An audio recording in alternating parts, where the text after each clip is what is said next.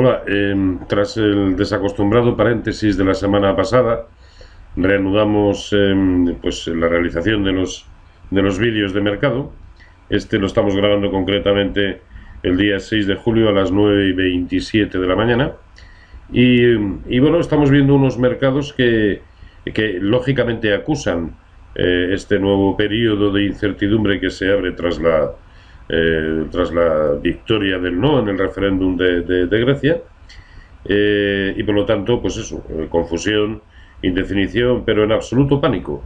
No estamos viendo movimientos dramáticos ni en el euro, puesto que ha llegado a tocar los mínimos de la semana pasada, pero desde ahí está rebotando sin ningún problema, lo cual en un principio implicaba una caída como mucho de un 1%, y tampoco en los mercados de renta variable, puesto que ahora mismo la caída pues se aproxima a un 2%, ¿no?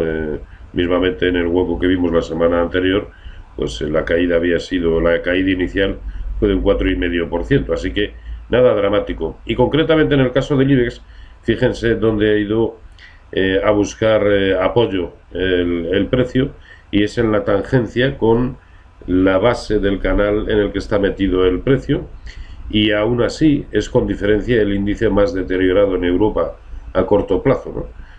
Porque sí ha roto la directriz alcista que viene desde octubre del año pasado, porque sí ha roto los mínimos de la semana pasada. Vamos a ver si al final eso es respetado en precios de cierre, que en definitiva es lo que importa.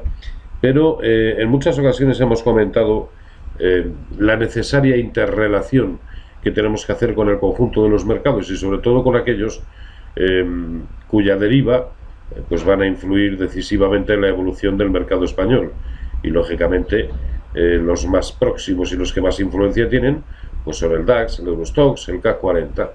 Y si vemos todos ellos, fíjense por ejemplo en el caso del DAX, la apertura de hoy, que ha sido el peor momento hasta ahora de la mañana, le ha llevado a buscar a duras penas los mínimos de hace 2 semanas, lo cual coincidía también en precios de cierre con el 0,382 solamente del último gran impulso bajista, este que les comentaba, que había nacido en octubre de 2014 también en el IBEX 35, y todavía muy alejado de lo que es la base de ese canal en el que están metidos prácticamente todos los índices europeos.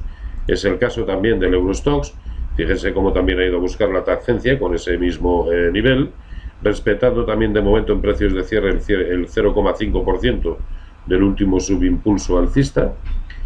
Y en el caso del CAC 40, pues lo mismo, también apoyándose en la base del canal. Es decir, con ser movimientos no bonitos, evidentemente, de momento podemos decir que aquí no está sucediendo nada, ¿no?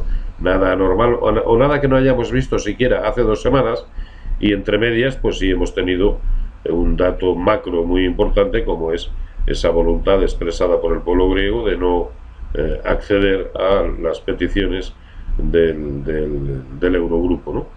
Así que, bueno, de momento están aguantando los soportes. Otra cosa es que estos niveles, los mínimos de hoy, empezarán a no ser respetados, y yo establecería un nivel importante por debajo del cual cabría empezar a pensar en correcciones añadidas y probablemente bastante más profundas, y estaríamos hablando de la zona de los 10.800 en el caso del DAX alemán.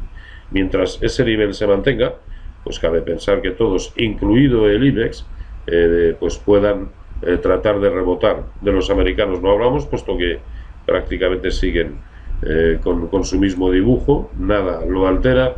Lo único que han hecho ha sido buscar soportes, y aún así los más inmediatos, y desde ahí están rebotando, con lo cual es que no sucede absolutamente nada. Y tampoco vamos a extendernos mucho en cuanto a lo que son títulos en particular del IBEX 35, por cuanto, primero, ninguno de ellos hoy, ni siquiera en la apertura, ha llegado a perder más del 3%. Recuerden que la semana pasada, cuando los mercados cayeron ese 4,5%, pues sobre todo la banca perdía un 6, un 7 y cositas del estilo, por ese estilo. Y de momento pues no está sucediendo nada dramático. A mi entender, podríamos seguir confiando en títulos como Enagás, Endesa, Red Eléctrica, Repsol, que incluso en el momento actual puede estar ofreciendo una oportunidad de entrada, también en los que he mencionado, y si acaso destacar desde el lado negativo el redivivo aspecto bajista que presenta FCC, ¿no?